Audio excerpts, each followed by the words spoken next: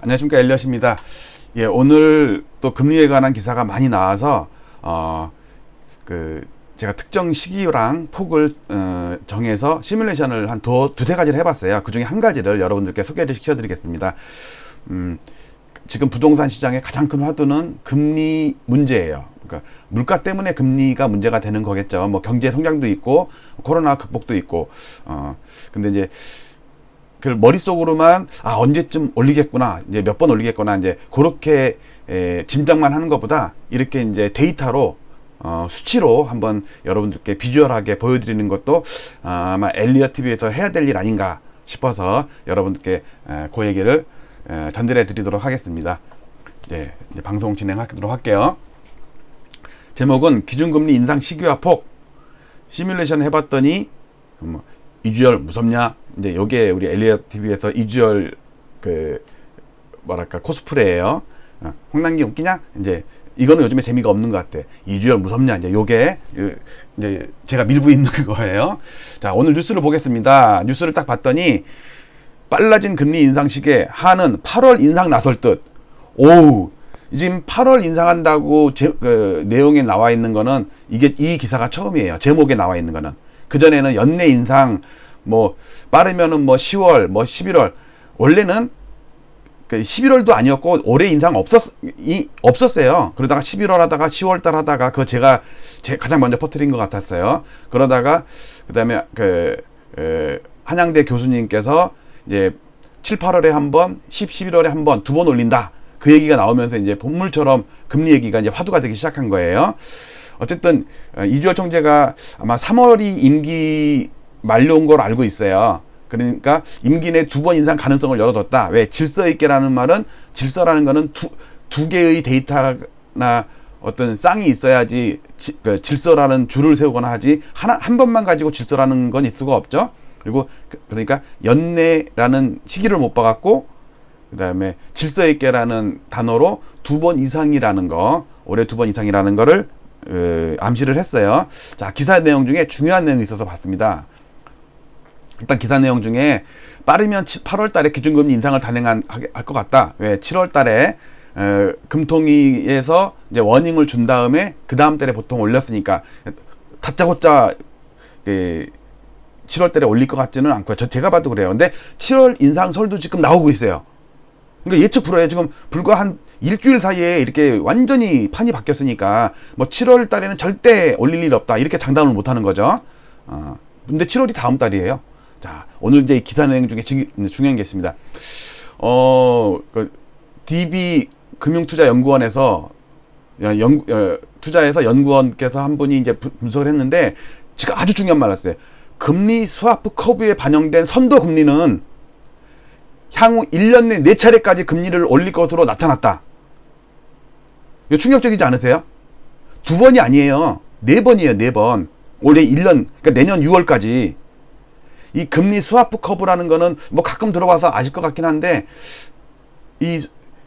뭐 우리가 여기도 뭐 금융공학 어려운 얘기 하지 말자고요. 뭐 일단 금리 스와프 커브의 어떤 데이터가 도출된 게 선도금리가 향후 1년에 4차례 금리 올릴 것이라고 이게 암시를 주고 있다잖아요. 꼭 우리 뭐 주식시장 치면 선물지수 이런 거겠죠. 미리 이제 올라갈 것 같으면 선물이 먼저 뜨고, 아니면 현물과 이제 갭이 벌어지고, 뭐 콘텐고 상태가 좀 벌어진다, 뭐 이렇게 얘기를 하잖아요. 여기도 이거는 알겠다. 스와프. 우리 여러분들 스와핑 아시죠? 이거 19금은 아니야. 이거 20대는 잘 모르는데 이제 39금 정도는 돼야지 알아요. 스와핑, 부부 스와핑.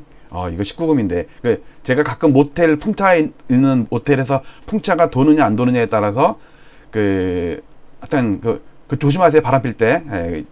그다음 여기서는 보니까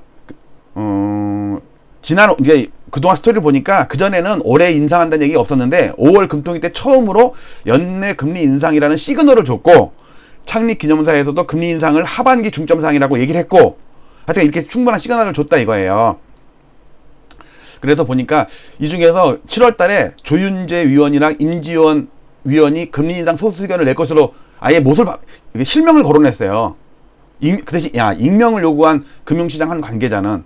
그러니까 그래도 기자가 취재를 했을 때 그래도 좀 영향력 있는 그런 그 취재원이었겠죠. 익명을 요구했다 치더라도. 근데 조윤재, 임지원, 우리가 뭐 이름도 잘 모르고 누군지도 잘 몰라요. 어쨌든 특정한 두 명이 소수 의견을 금리 인상의 소수 의견을 낼 것으로 보인대요.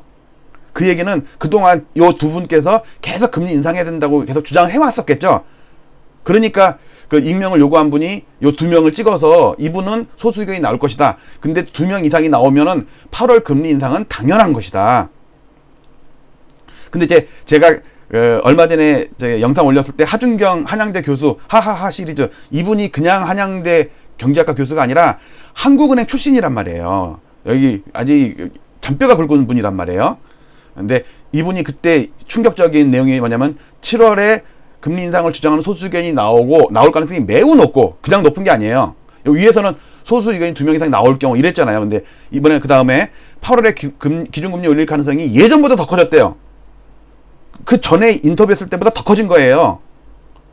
그리고 8월 인상한 다음에 첫 번째 인상이 8월이야. 제 생각도 그래요. 7월은 조금 어렵지 않겠나. 근데 그것도 모르는 일이에요. 어쨌든 8월을 첫 번째로 칩시다. 제가 시뮬레이션을 한 근거를 지금 신문 기사에서 찾은 거예요. 8월 인상한 다음에 10월이나 11월, 그러니까 한 달 쉬었다가 10월 달에 한다고 칩시다. 자, 그런데 여기서 금리 스와프 커브에 반영된 선도금리가 향후 1년에 4차례예요. 그래서 저는 어떻게 계산했냐면 한양대 교수의 8월, 10월을 일단 두 번 잡고, 그 다음에 내년 1월도 있죠. 또 한 번.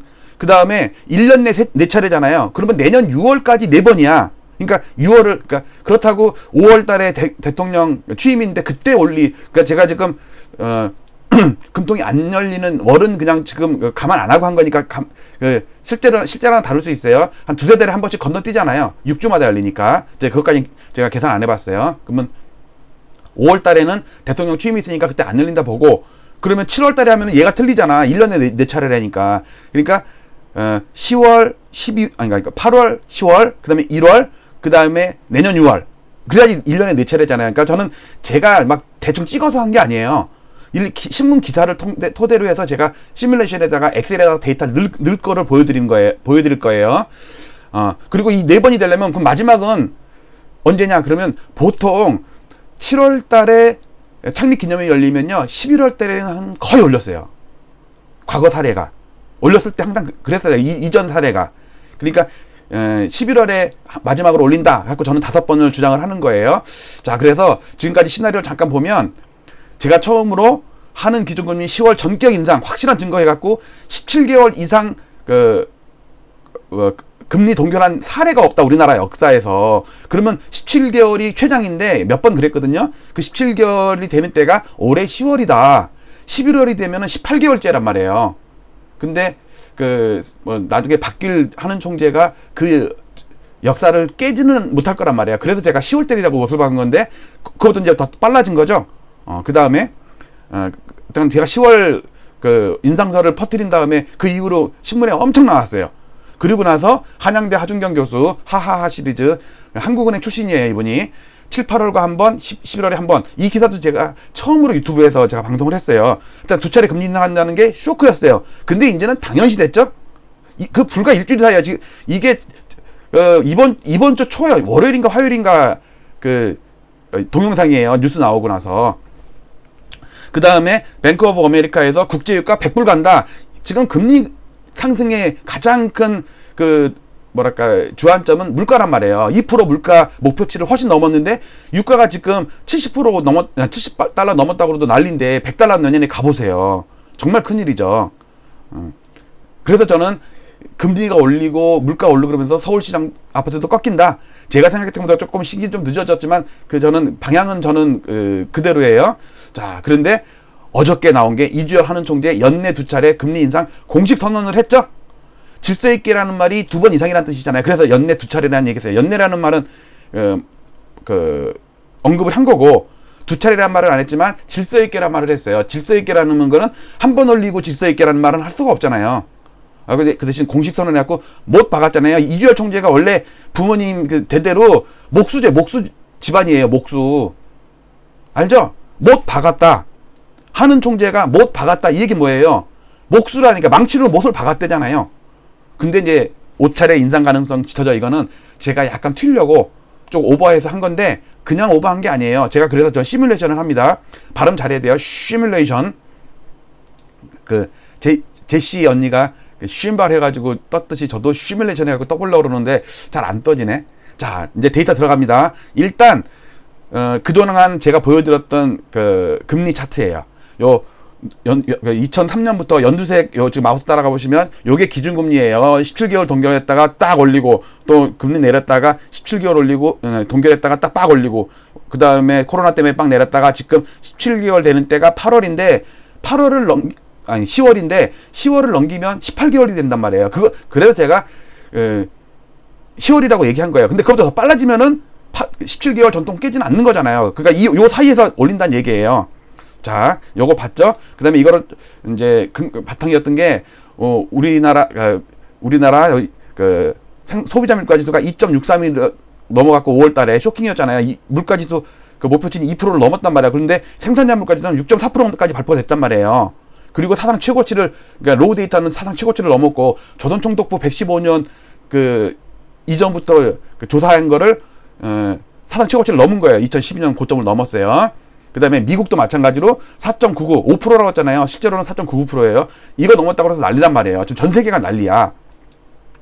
그런데 유가가 지금 난리죠. 지금 73달러, 72달러 이런데 지금 장기 저항선에 맞닥뜨렸는데 얘를 뭐 쉬었다가 접었다가, 보통 접었다가 넘는다고 그러죠. 접었다가 돌파할 가능성이 높은 게 미국 PPI가 사상 최고치를 돌파한 상태이기 때문에 그 석유 유가의 상승, 그래서 뱅크 오브 아메리카가 100달러 간다는 얘기가, 여기가 100달러거든요. 요게 100달러고 여기가 140달러예요.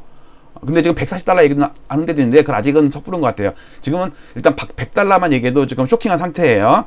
자, 그런데 장기금리를 보면 1960년부터 우리 장기금리를 보면 1990년, 92년 이후, 82년 이후로 우리나라 금리는 지속적으로 하락 추세에 접어들었어요.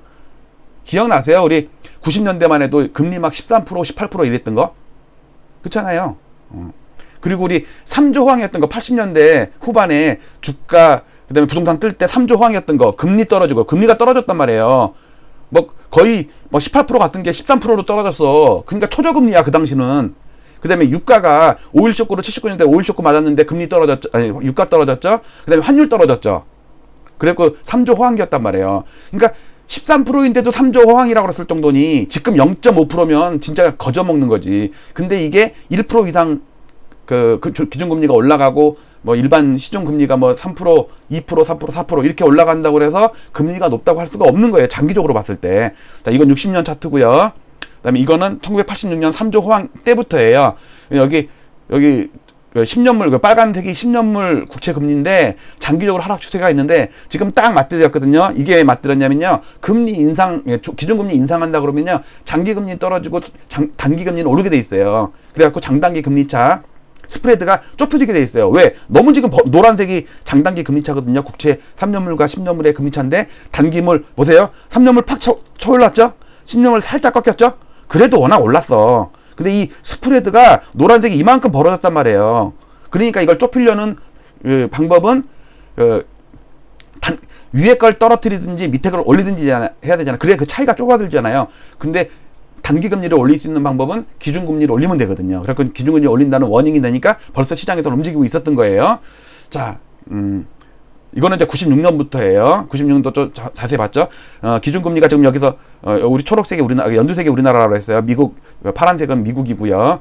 여기서 딱 고정이 돼 있단 말이에요. 17개월 되는 때가 올해 10월달 여기에요. 여기. 근데 그 이전에 올린다고 한 게 한양대 교수의 8월달 금리 인상설이에요. 일부에서는 7월달 얘기도 나오긴 나와요. 만약에 다음 7월달이면 아직 한 달도 안 남았어요. 7월 15일인가 그렇거든요.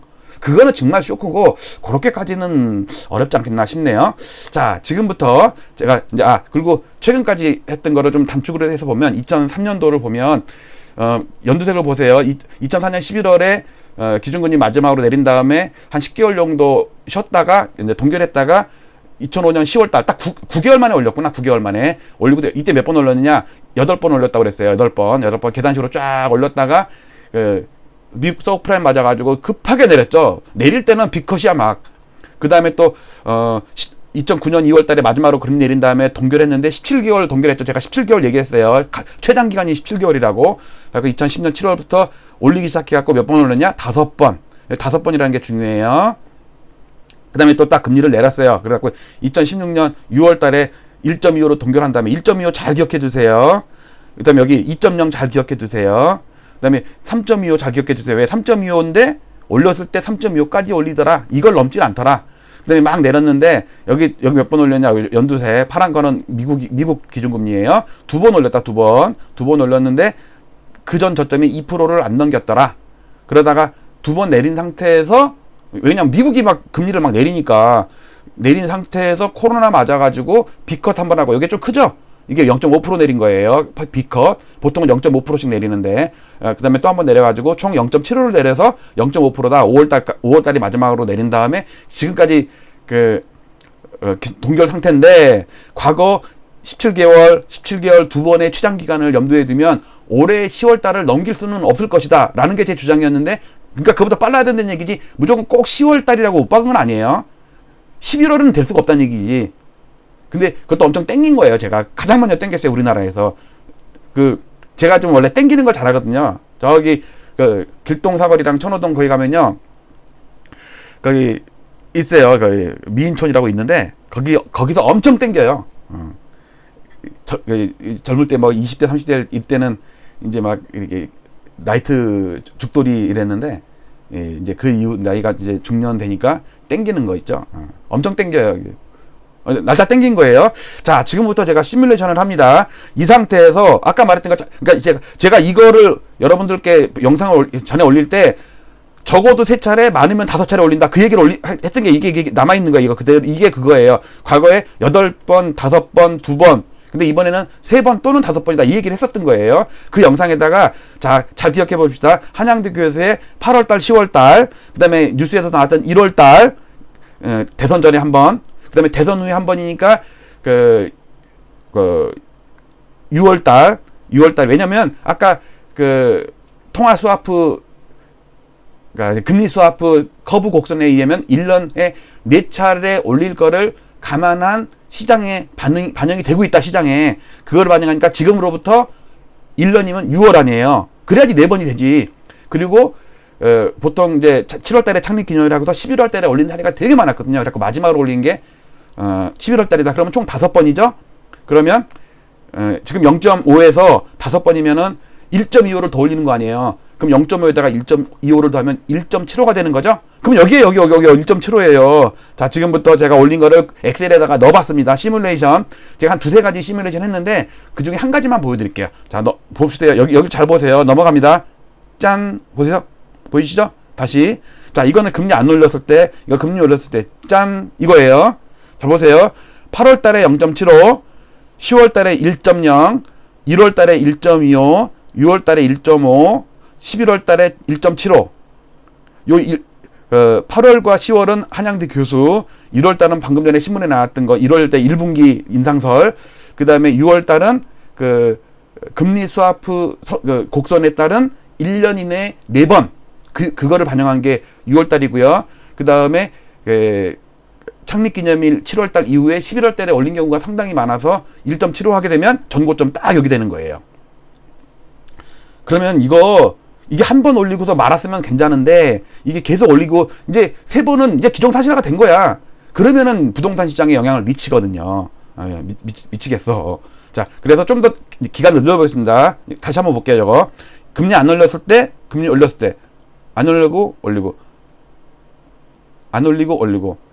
이거 노래 같네. 업앤다운 그거 노래 같네요. 그 다음에 이번에는 이건 2003년부터인데 1996년부터 하면은 이렇게 올려. 이건 로그 차트예요. 요거는 산술 차트고요. 요건 로그 차트예요. 워낙 장기간이고 그러면 제가 로그 차트를 쓰거든요. 그러니까 이 0.25랑 여기 0.25랑은 차이가 나요. 이것도 0.25예요. 근데 여기 보시죠. 여기 찔끔 올린 거 이거. 이것도 0.25예요. 여러분들 생각해 보세요.